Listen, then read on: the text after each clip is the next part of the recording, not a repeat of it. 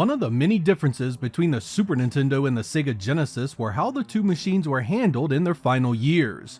The Genesis had a series of late-in-life add-ons that began to take away focus from it. And then Sega outright replaced it in 1995 with a full 32-bit entry that transitioned it to the 5th generation.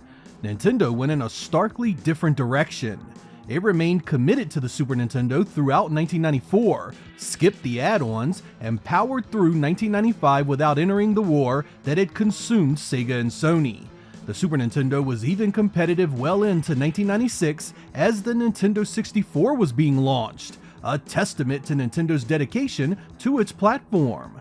That got me to looking at games that came out during that stretch of time, and I have chosen 10 of them that really stuck out to me.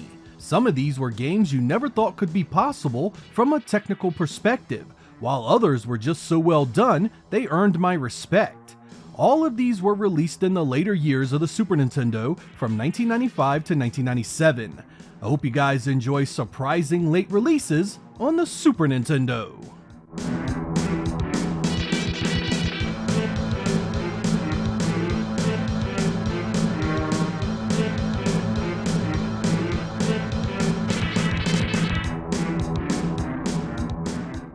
I was a fan of sports video games, so I spent most of my time on the Genesis.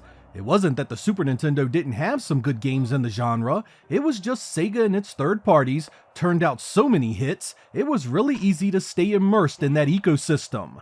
In June of 1996, Rare produced Ken Griffey Jr.'s Winning Run, a baseball game that made even a die-hard Sega guy like me perk up and take notice. This is an incredibly good game and a huge improvement over the first Super Nintendo Ken Griffey title.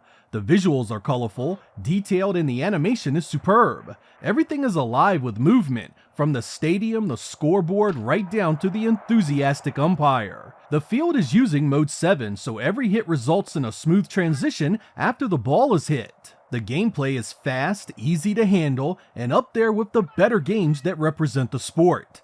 The only real negative I can list here is that while it does have the real MLB teams, it lacks the player license. That really does suck, but the package is so well done otherwise, it still holds up. If you enjoy baseball games at any level, this is a winner that not just holds up to the Sega titles, but could be argued as one of the best entries that entire generation. Come on! You're out!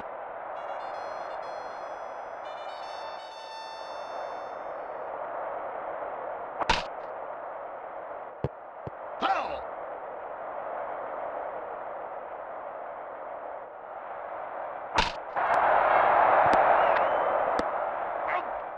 It took Nintendo 4 years, but they got a sequel to Super Mario World out called Yoshi's Island in 1995. I didn't think I'd enjoy this at first because it focuses on you literally babysitting a toddler Mario and keeping him safe as you navigate the game world.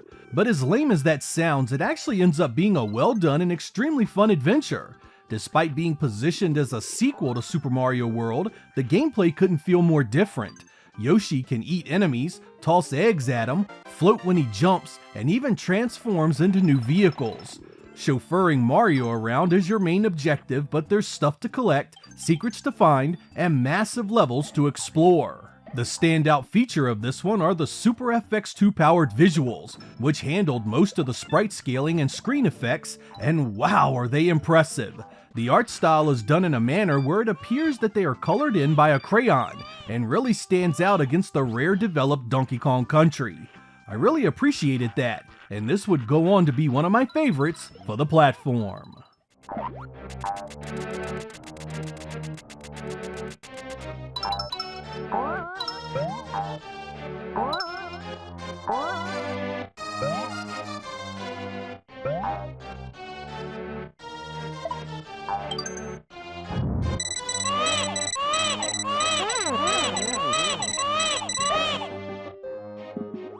I'm going to say something that typically elicits surprise and even anger among Nintendo fans. I never thought much of Donkey Kong Country. I didn't think it looked good and never thought it played well. Personal opinion aside, I still admired Rare's and Nintendo's dedication to the series, and releasing a game with such incredible production value that late in the Super Nintendo's run.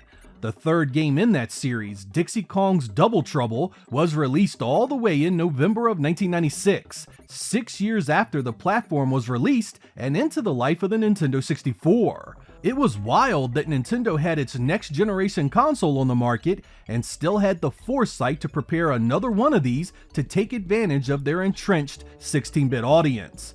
If you enjoyed the pre-rendered 3D visuals from the first two, they looked even better here, and much of the gameplay returns intact with many new levels to explore. Nintendo was not afraid to iterate on something that was successful, add more to it, and give fans more of what they wanted. It was a trait I really wish that Sega had been blessed with, because so many incredible titles on the Genesis were often one-and-done affairs that left everyone wanting more.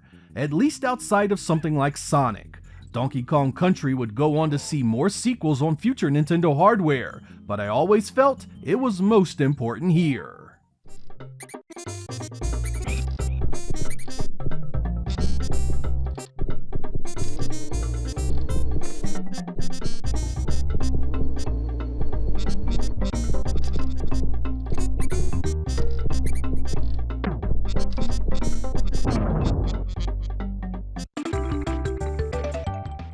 Doom was often considered a next-generation game when it started showing up on consoles in 1994. The Jaguar and 32X versions were impressive enough considering that hardware, but when this got released in 1995 on the Super Nintendo, I thought it had to be a joke. Nope, this was a real thing that was developed by Sculptured Software and released by Williams. Using the Super FX2 chip, it attempted something I never would have thought possible. Doom on a standard 16-bit console. The technical achievement this was huge. On Nintendo's 5-year-old console that was released in 1990, Doom was running and playable. I had a massive amount of respect for the developers who had the faith in their product to see it to a retail release. But all the respect in the world, all the admiration I have for the technical achievement can't make me enjoy this awful playing game. The performance is headache-inducing. The low-res muddy details look atrocious. It's missing so many animations, so many sound effects, and well, let's just say I can only tolerate but so much of this mess for any length of time. Still, seeing this on the Super Nintendo was so shocking at the time, I had to add it to this episode. It also has some pretty decent music considering how bad everything else is, so it's worth checking out just for that.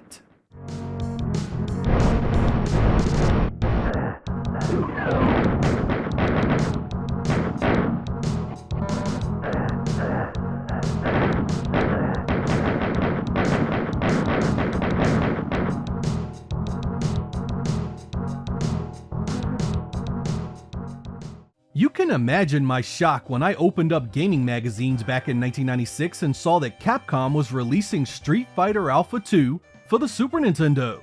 Even with a special chip inside the cartridge, this had to be a joke. Well, Capcom didn't think so, and in October of 1996 it became a reality. It used a special chip that allowed assets to be decompressed much faster than the Super Nintendo could do on its own. I have to admit, I was blown away it ended up looking as good as it did. There's some hiccups due to the loading, the music and sound effects take a hit in quality, and the animation is heavily cut. But this is shockingly close to the game so many of us knew and loved. Oh, it still pales next to the arcade and even the Saturn and PlayStation versions, but for hardware from 1990, this is nothing short of impressive. I mean, just take a moment and put this side by side to the original Street Fighter II to see the advancement that was made. It's almost as if you're looking at two different generations of hardware at work. There are even some modern hacks for this that improve it quite a bit. I would have loved to have seen something similar on the Genesis, especially with an add-on chip.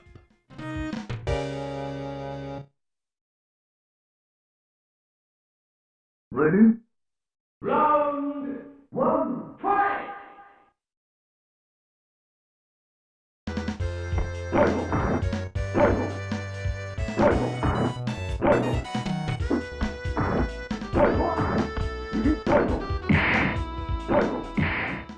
compilation cartridges were nothing new when Ninja Gaiden Trilogy showed up in 1995, but it was still interesting seeing it just because it didn't happen on this console much. This was the first 3 NES titles in the series remade using improved colors and new sound. These changes tend to meet people different ways. Some find it appealing and others absolutely hated it.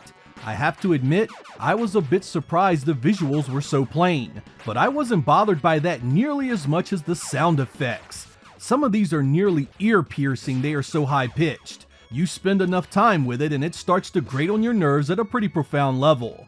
At least it does with me. To play this, I have to turn it way down. What remains is largely still an enjoyable experience because the original games were so well done. The addition of passwords and unlimited continues across all 3 make it a little easier than before, which may be a good or bad thing depending on your standing. But there's just no getting around the fact that this port didn't do these games a lot of justice. It feels like minimal effort meets the expectation of a quick buck, and that rarely ends up well for any product. It feels like Ninja Gaiden Trilogy is one of those experiences, and you really would have thought Tecmo would have given this great set of games a much stronger presentation.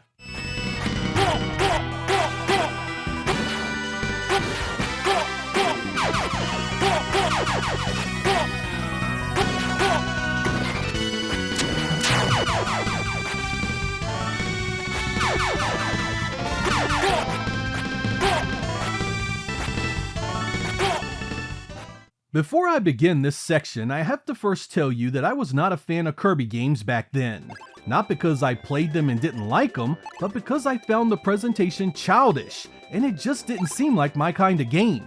It took quite a bit of time for me to realize that these games weren't just well done, but that they were among some of the finest platformers Nintendo published. Kirby's Dreamland 3 was done by HAL Laboratory, and is part of a series that started on the Game Boy if you can believe it. Kirby is one heck of a hero too, because this little puffball has all sorts of cool moves, many of which are based on eating enemies and gaining their abilities.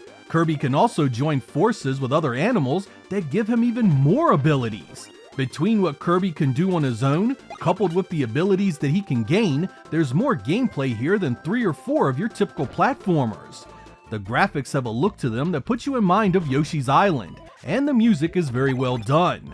It was really the first time I had ever sat down and played Kirby all the way through, giving it a chance, and I'm really glad I did. It led me to try other Kirby games, and I found a treasure trove of goodness that keeps on giving to this very day. Aside from all of that, it makes this list because it was released at the end of 1997. That's wild when you consider that the Saturn was pretty much finished by that point in North America. Kirby Superstar is better on the Super Nintendo, but this is still a must-play as far as I'm concerned.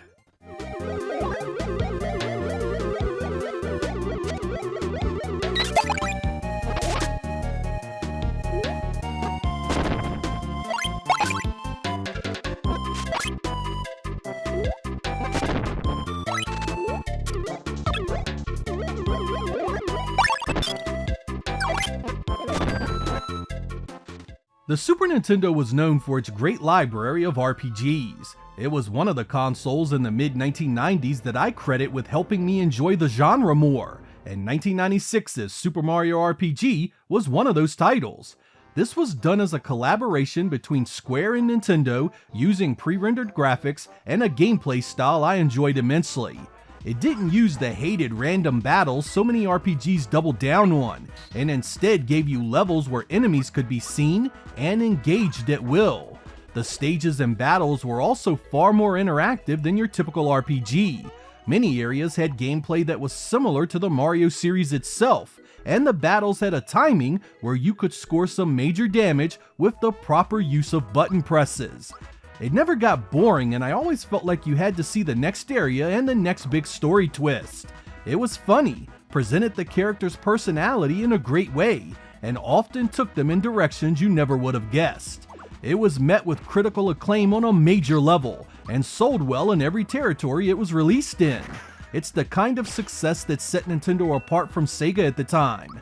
Even with the Nintendo 64 being a massive part of their focus that year, they were still making sure a game like this was being made on older hardware. It was a dedication to be admired, and one of the reasons Nintendo has lasted all these years later.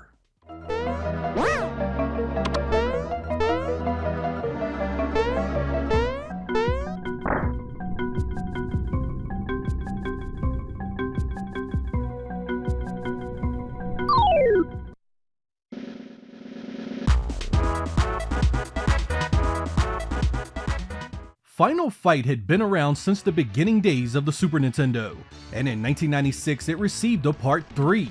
I had felt Part 2 was kinda middling, so when this showed up in 1996 I was quite surprised Capcom was eager to try it again. I mean, the beat-em-up genre was in full decline, and yet Capcom thought it a good idea to drop this on the Super Nintendo even as the 32-bit generation was well underway. But try it they did, and again it was a middling experience. Guy and Hagar are joined by newcomers Lucia and Dean, as they deal with Metro City's newest bad guys, the Skullcross gang. I don't want to come down too hard on Final Fight 3 here because it isn't a terrible game at all, but for 1996 and a third in the series, it should have been so much more. This is one of the reasons why I feel the beat-em-up genre started to disappear in the mid-1990s. These games just failed to innovate much at all. They just stagnated with the same setup and flow of gameplay without adding much of anything new. Even with games like Guardian Heroes trying to separate themselves and stand for real change, it didn't matter much because it was on a console so few people were buying. Kids that got this at the time likely still love it and think highly of it, but going back to it I was quickly reminded that this was another Final Fight that was nowhere near the game Streets of Rage had become. It does have two-player co-op, and even with the heavy slowdown it presents, it's infinitely better when played that way.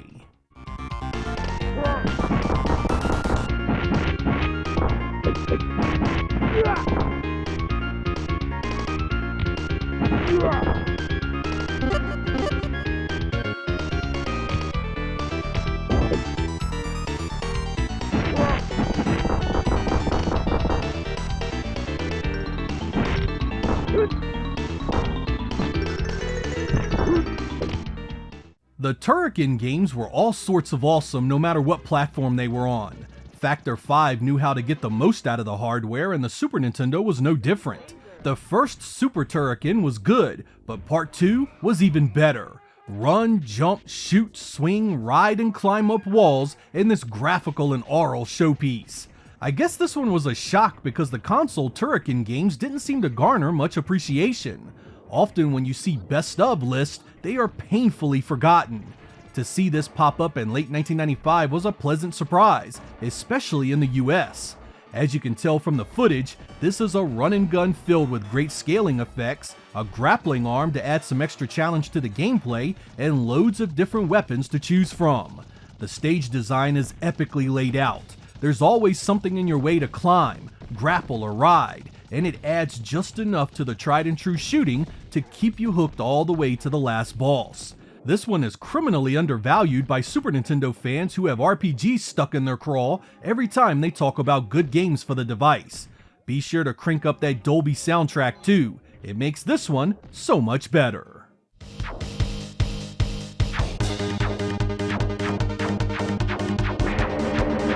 Emergency.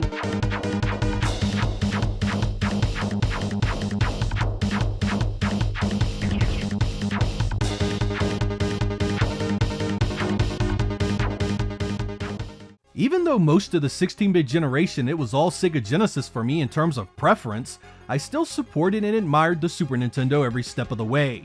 Its library was so different and added so much extra stuff for me to play in between the greats on Sega's platform.